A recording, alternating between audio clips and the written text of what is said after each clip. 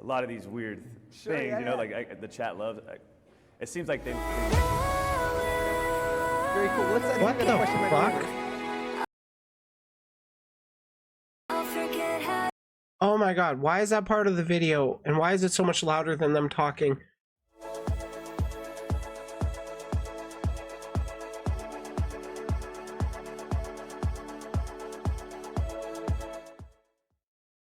There's a fair amount of discourse with what is a VTuber?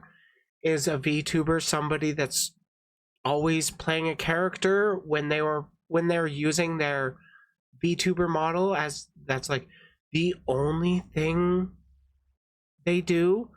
Is it wait, does that mean people have two minds? One for YouTube, one for Twitch? No. Like the it's stun locked already. The people that tend to watch on Twitch don't tend to migrate over to YouTube. I'm gonna leave this in the video. Anyways, there are people that say that VTubers should only play their character. They should not engage with real world politics and whatnot. And then there are other people that are like, no, VTubers are just a way of presenting yourself, and you can play a character or not. It's just personal preference of how you want to convey your content. And well, I have made the argument previously that there are plenty of flesh tubers that play characters on stream and then act totally differently. And I was actually talking with somebody in private about this just randomly out in the ether, and they said, oh, have you heard of drdisrespect? He is one of those kinds of streamers. He is actually very different off of stream. So I asked them to send me they mentioned that he had done out of character interviews on camera. And well, 1 year ago, this interview was recorded.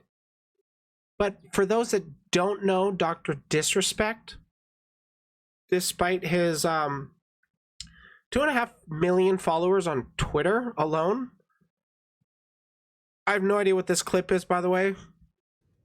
Denson Studios, thank you for the $10 donation. Doc, your return has inspired me to return to making music again. Woo! I love to hear that, Denson. Please enjoy my first track. Back in the Saddle, Firm Handshakes. All right, thank you, Denson. You didn't leave a link or anything. Here's Denson Studios with a $5. That's kind of funny. Hey, listen to my stuff. Doesn't include link. That's obviously a mistake on their end. Can you turn it up? Never mind, I got it. Unfortunately, on Twitter I can't. On YouTube I can do the boost, but for now. Oh, the nation, I'm an idiot, and here's a link. All right. Okay. I'm going to assume this person's music is pretty pog, but that 30 seconds already should give you a bit of an idea of what drdisrespect kind of acts like on stream. I have shown a clip or two of him previously on stream, and well, he made a joke that I would personally call racist.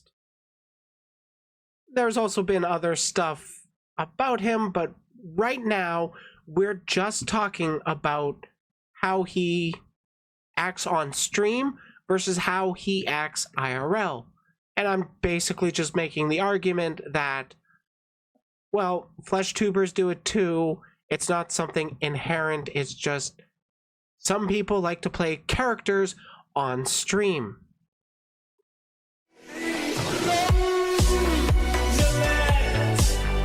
No copyright, please.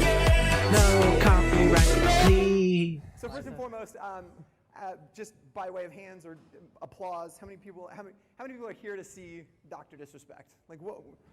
Come on. That as loud as it goes? When I think a lot of people, like obviously a lot of people know drdisrespect, I'd love to hear, like, how was this a career choice? I'd love to hear from your time at Activision all the way up to So now, if you can kind of walk us through, what was that journey like for you? Well, here's the thing. I mean, so I had a fantastic run in Activision. I was like, it just challenged all my creative senses. I loved it, like level design, sitting there and building maps and working in that creative environment. Yeah, I have already maxed out the audio as much as I possibly can. My PC is set to 100. I've got YouTube's media player maxed out. I've got the audio boost on.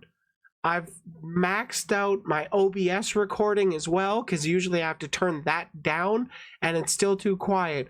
But the intro was not. Their goddamn levels suck. That collaborative environment with other extremely talented people, that was just like I was living a dream. Sure. And then, when it was time to sort of venture outside of the Call of Duty franchise and look for sort of like a new studio to work with and potentially move my family and location, all that stuff, there was it felt like, oh, I worked on Call of Duty, I should be able to pick up a job relatively quickly, just based off that experience. Little game called Call of Duty. Yeah, and that wasn't the case. It was, I had probably 7, 8 design tests that I went through, multiple interviews, and it was just it became this strenuous process, very stressful process for months. And I missed what he was talking about because we were ranting. I'm just going to replay after the music. How many people are here to see Dr. Disrespect? Like, whoa, come on. Me too. We got one. When I think a lot of people, like obviously a lot of people know of Dr. Disrespect, I'd love to hear, like, how was this a career choice? I'd love to hear from. Okay, so how did he get into being Dr. Disrespect, this streamer? Time at Activision all the way up to now. If you can kind Did he worked at Activision directly? I don't know this part. of walk us through, what was that journey like for you? Well, here's the thing. I mean, so I had a fantastic run in Activision. I was like, it just challenged all my creative senses. I loved it, like level design, sitting there and building maps and working in that creative environment. Okay, my guess is it sounds like he's talking about a career with game design of it, specifically being a level designer for Activision. I'm guessing on Call of Duty. Fun fact, I have a background in game design. It's what I went to college for and then dropped out. That collaborative environment with other extremely talented people, that was just like I was living a dream. Sure. And then, when it was time to sort of venture outside of the Call of Duty franchise and look for sort of like a new studio to work with and potentially move my family and location, all that stuff, there was it felt like, oh, I worked on Call of Duty, I should be able to pick up a job relatively quickly, just based off that experience. Just saying, doesn't matter who you have on your previous work or who you've previously worked for. New people that are hiring for game development care about what you actually are able to do. If you're only doing like mid-level design, despite it being in a giant franchise like Call of Duty, you're not likely going to get picked up a lot. On the other hand, if you've got no real experience, but you've managed to put together prototypes of very creative stuff that you can show that works, people like that. Companies will hire based on that. If you can actually show you're innovative and can do it in a consistent and profitable way, you'll find work.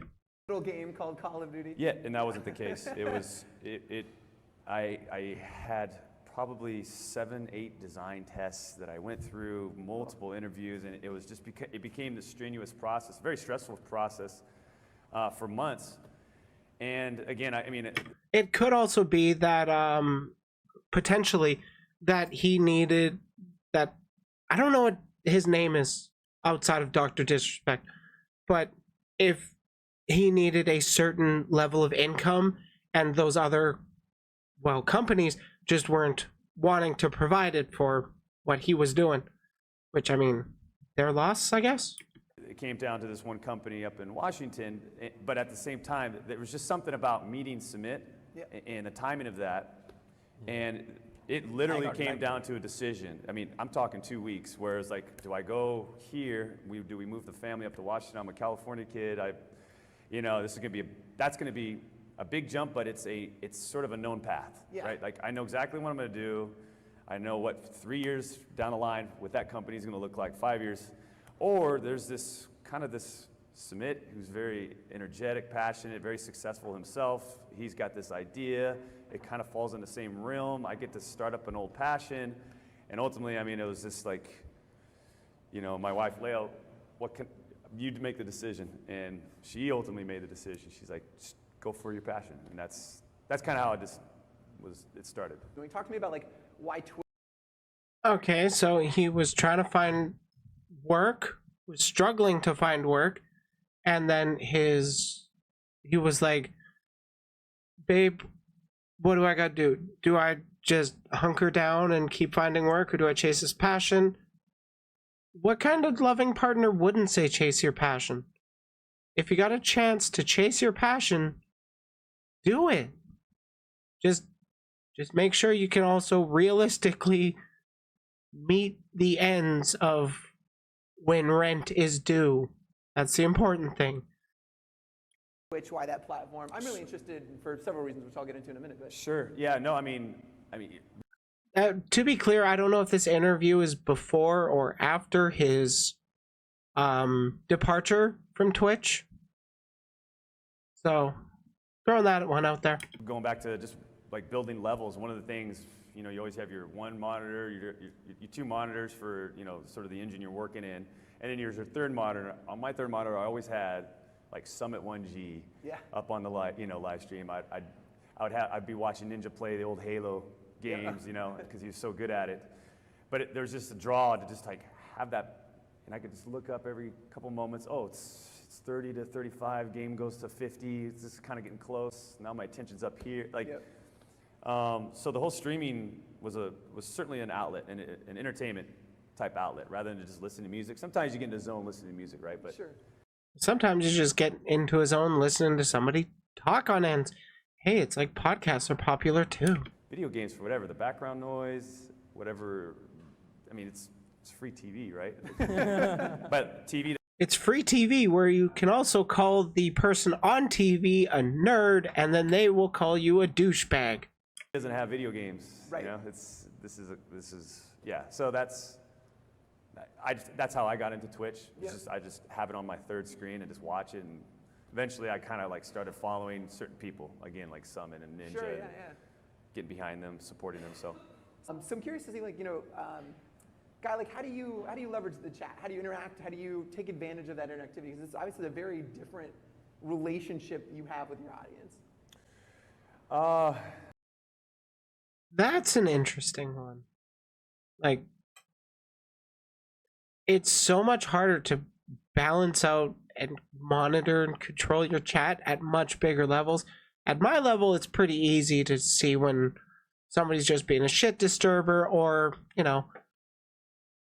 somebody wants to talk and I can actually engage with them one-on-one because they're making good points and I want to engage with their points, kind of thing. Because you know me, I love to do my talking on stream. That's like all I do anymore. I should really do gaming streams again. But if I do gaming streams, I don't get to do my daily video uploads. So, win some, you lose some. Well, that's a good question. Yeah, I mean, well, it's funny because when I first started streaming on Twitch, like, the chat was the narrative. Yeah. Like, because you could stream a game and you can entertain through the game, right? Sure, yeah. Especially as like a character. But like, you need that third dimension, and that third dimension is the chat. Like, because if someone says something in the chat, then now you have something you could draw a story off of, right? Like if as the character always says, like if a guy flaps his gums in the chat, he's negatively. If he's being a negative person, then it's like, I'm going to address that in a fun way as the character. So like. Yeah, and there he's talking about how he's actually playing a character on stream, like in the preamble of this video. That's personally my preferred way to deal with dissenters and shit disturbers in chat. You clown on them, you joke about them, you laugh. because, well, they want to piss you off. They want to make you angry. They want to interrupt your stream. And if you're just clowning on them, laughing, having a good time, they're going to leave. That, like, literally, one time while I was, I can't think of too many times where people have actively tried to ruin my stream by coming in and, like, doing something like that. But one time specifically was, somebody came into my chat and asked me, first thing they ever said in my chat was, why did the seaman cross the road? And I asked, I don't know, why? Or I replied, I don't know, why? And they responded with, because I put on the wrong sock in this morning. And I laughed my head off. And then I never saw them again. They never subscribed. They never said hi in chat ever again. I don't know if they were trying to be a troll, but that was a fucking funny joke. In the beginning, and that's when I'm talking like where I had like 20 or 30 viewers. Sure, you yeah. know, and then it Oh, very super duper small when you only have 20 to 30 viewers. 200, 300, then it becomes more like there's a lot of energy there, and it's like, okay, cool, now things are really rocking and rolling. Now it's really tough to It is a good one. engage what the chat's doing, right? I'm sure. Yeah, it just cruises by. Yeah, so it's like it's actually become a little bit more difficult on where do you put your sort of your energy into, because you've got My suggestion, Dr. Disrespect, is to keep talking about the stuff you're talking about.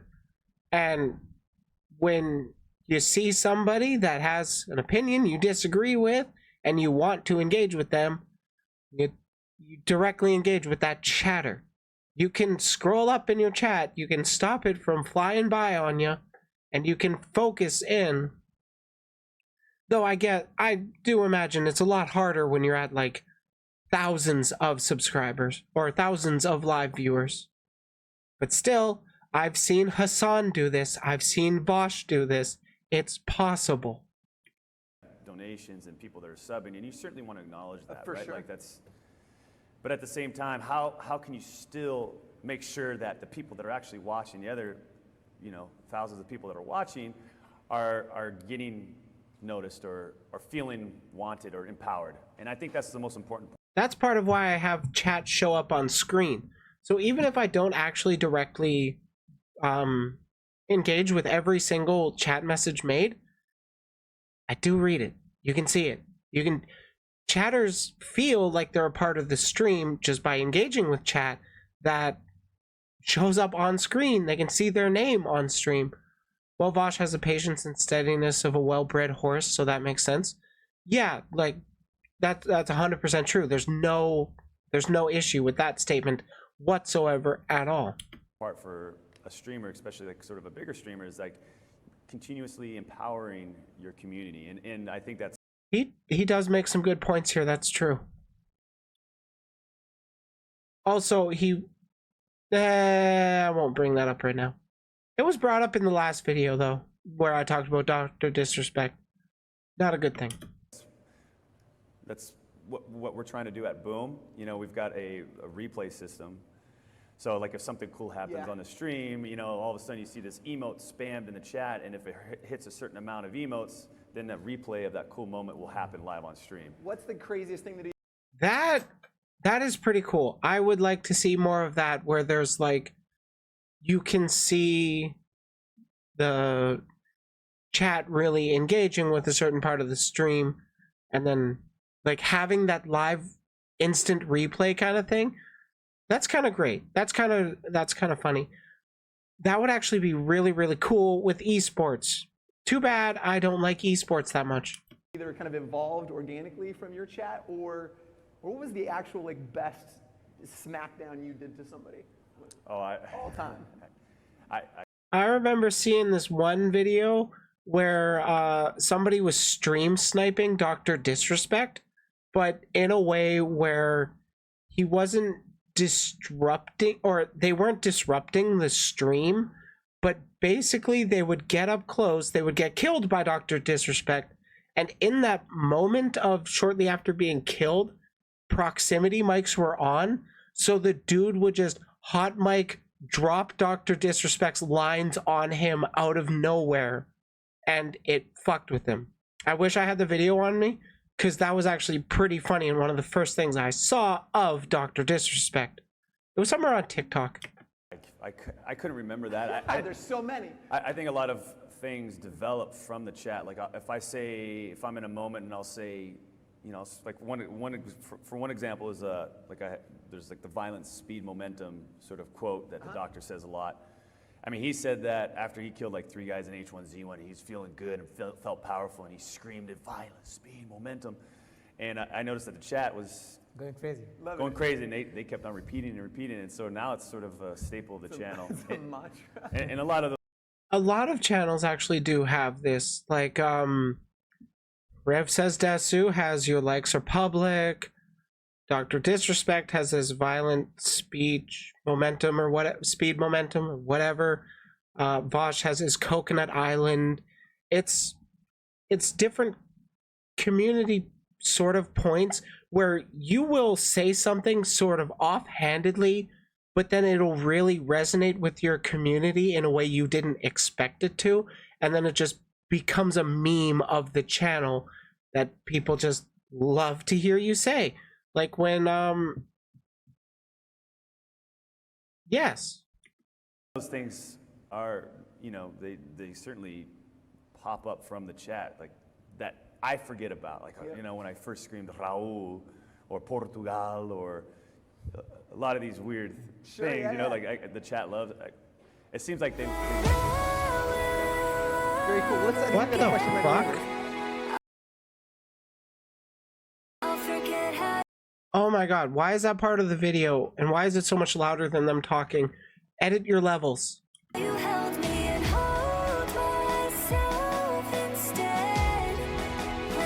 God, he looks so different without his wig and shades.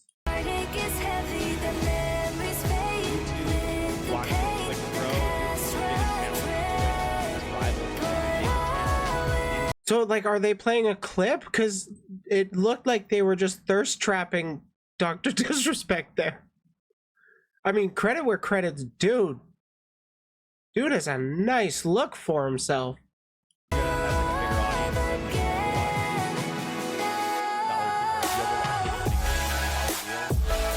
No copyright, please. Oh, copyright. I have no idea what this song is. Why?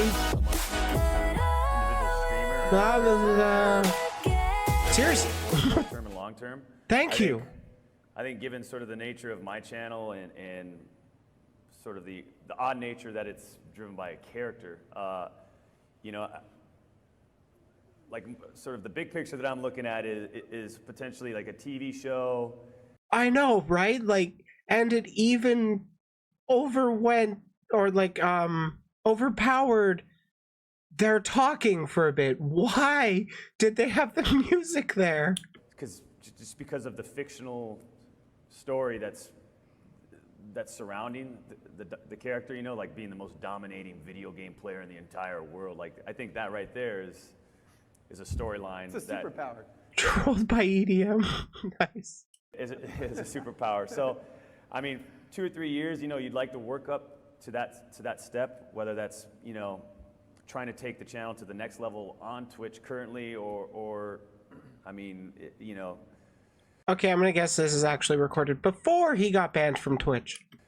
Hearing about how Netflix might, you know, there's those type of adventures. Like, I certainly would want to take it to the TV show series. If there's movie opportunities with the character, I'm open to that. But a Dr. Disrespect TV show. How long could you run that show? I could see a movie about the character, but I mean, he's a pretty big channel. 2.5 million followers on Twitter. I don't know where he stands on Kick or Twitch or wherever he is, but he's a pretty big, well-known figure. one thing that I am lacking on a personal level is like a creative challenge. Right now, just streaming on Twitch daily, 5 days a week, and kind of doing the same thing, playing the same content. It's not necessarily wearing me down. It just doesn't feel creatively challenging enough. And I don't know what that next level is or what that outlet could be, but I'm looking for it.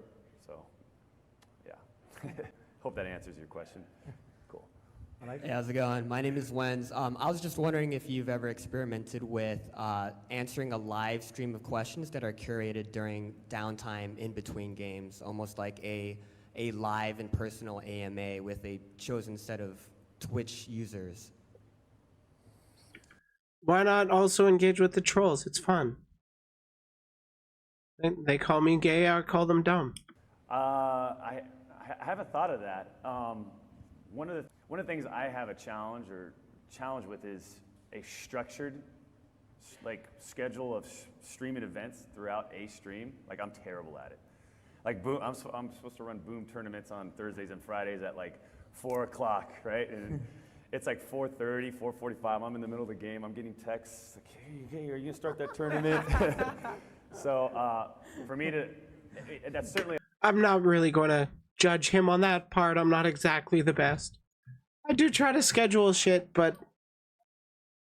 I mean, I am known for, like, I'll schedule a stream at noon, like a week in advance, and then a few days later will go by and I'm like, I'm probably going to want to sleep in. I'll push it back an hour. And then a few more days go by, it gets closer to the stream, and then it's like, oh yeah, we're going to have to go grocery shopping that day. I'm going to push it back another hour. And then that kind of thing just happens, and then it's like, okay, now I'm streaming at 5 p.m., I guess. I have a problem with letting myself push streams back too long. I should really commit to getting them going by like noon. I like that idea. You know, I feel like I try to tackle, again, in an organic way. Like, I'll look at the chat. If something catches my eye in chat during any sort of downtime between a game, or if I've died early and my teammate's still alive and I'm spectating him, I'll look at the chat. And if I see something that is worth bringing up on stream and making it kind of like a narrative or story out of it, that's what I usually do. But that is interesting. So, Guy, I had a question for you. You had mentioned just in terms of, you know, elevating your creativity and kind of trying different platforms from Twitch, and you'd mentioned Netflix. So, I was just curious, what kind of partnerships are you most excited about in terms of the future of gaming content? Why? Why? Seriously, why? Why? There is no question that this is from the video. Why? No copyright. Why? No copyright. No copyright. Why? Dear God, I hate you. So as Twitch is growing, Thank you. In that sort of capacity, like in that sort of way, is it the right fit for the character? And so, like, I'm excited to hear how Mixer's going to do, how their platform is going to evolve over the next year or two. They're putting a lot of resources in. Facebook.gg's just got into it. I'd be curious to see how that platform evolves. You know, to be fair, I haven't looked in at all to the Facebook stuff. Like, I have no idea about streaming on Facebook. I just feel like it tends to be a lot of conservative leaning people. A lot of reactionary types on there. I don't want to be part of that. Hulu, Netflix.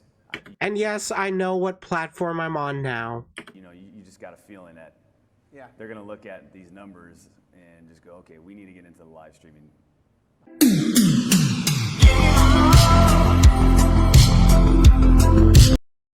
Right. So if you don't know, I don't even want to get into that shit with this stream. I don't want to get into that drama shit. I just wanted to talk about playing characters on stream.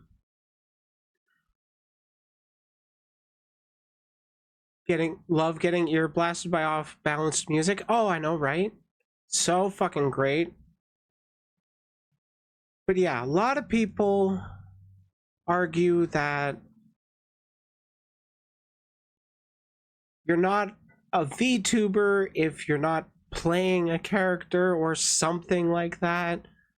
But I've also seen a lot of people finding more success, more growth, more attention by being their authentic selves despite portraying themselves with an avatar. I don't know if my growth has come from that phenomena or if it's come from me just putting out the content constantly, or if it's a combination of the two. All I know is, fuck, there's a lot of flesh tubers that play characters on stream. drdisrespect just happens to be a big one.